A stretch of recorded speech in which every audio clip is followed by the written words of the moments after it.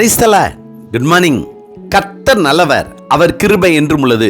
லூக்கா 11:28 தேவனுடைய வார்த்தையை கேட்டு அதை காத்துக்கொள்கிறவர்களே அதிக பாக்கியவான்கள் என்றார்.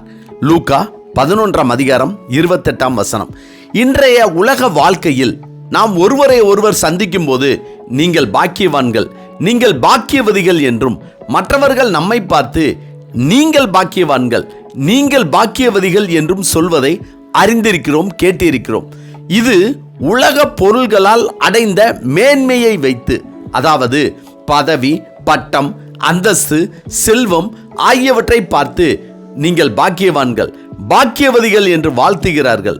ஆனால் பரிசுத்த வேதாகமத்தில் நாம் பாக்கியவான்களாய் இருப்பதற்கு அநேக வரையறைகள் கொடுக்கப்பட்டிருந்தாலும் அதிக பாக்கியவான் என்று ஆண்டவராய் இயேசு கிறிஸ்து ஒரு முறை மட்டுமே சொல்கிறார்.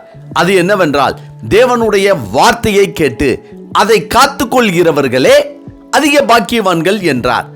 உலகத்தில் வாழ்கிற நாம் பாக்கியவான்களாய் வாழவோ, அதிக பாக்கியவான்களாய் வாழவோ விரும்புவோமானால் தேவனுடைய வார்த்தை முக்கியம்.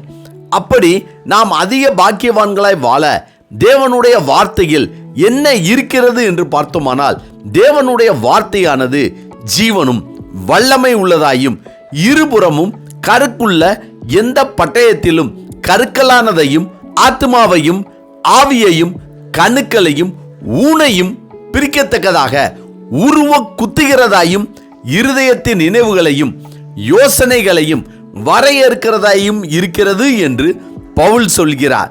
கர்த்தருக்கு பிரியமானவர்களே, இந்த நவீன உலகத்தில் தேவனுடைய வார்த்தை எங்கும் தங்கு தடையின்றி ஆலயத்திலும், வீடுகளிலும், வீட்டு சுவர்களிலும், கையில் இருக்கும் செல்போன் வாயிலாகவும் அநேக தேவனுடைய வார்த்தைகளை கேட்கிறோம், பார்க்கிறோம்.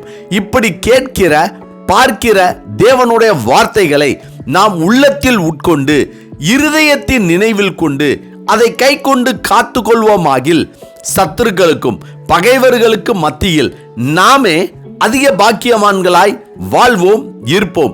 எனவே தேவனுடைய வார்த்தையை பார்க்கிற, கேட்கிற நாம் அதை கை கொண்டு உள்ளத்தில் காத்து கொண்டு அதிக பாக்கியவான்களாய் ஆசீர்வாதத்துடன் வாழ்வோம்.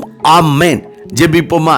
சர்வ வல்லமை உள்ள சேனைகளின் தேவனாகிய கர்த்தாவே, உம்முடைய வார்த்தைகளை, வசனத்தை கேட்கிற, பார்க்கிற நாங்கள் அதை எங்களுடைய இருதயத்தில் உட்கொண்டு, எங்களுடைய வாழ்க்கையில் கை கொண்டு, எங்கள் கண்களுக்கு முன்பாகவும், எங்களை சுற்றி இருக்கிற சத்துருக்களுக்கு முன்பாகவும் நாங்கள் அதிக பாக்கியவான்களாய் வாழும்படியான கிருபைகளை கர்த்தர் எங்களுக்கு தரும்படியாய் நாங்கள் ஜெபிக்கிறோம். கர்த்தாவே, இந்த நாளை நீர் எங்களுக்கு கொடுத்ததற்காய் நன்றி. இந்த நாளிலும் பிறந்த நாள் மற்றும் திருமண நாள் காண்கின்ற யாவரும் இந்த பூமியில் அதிக பாக்கியவான்களாய் வாழக்கூடிய கிருபைகளை கர்த்தர் அவர்களுக்கு கொடுக்கும்படியாய் அவர்களை வாழ்த்தி ஆசீர்வதித்து அவர்களுக்காக நாங்கள் ஜெபிக்கிறோம். நல்ல பிதாவே, ஆமேன், ஆமேன்.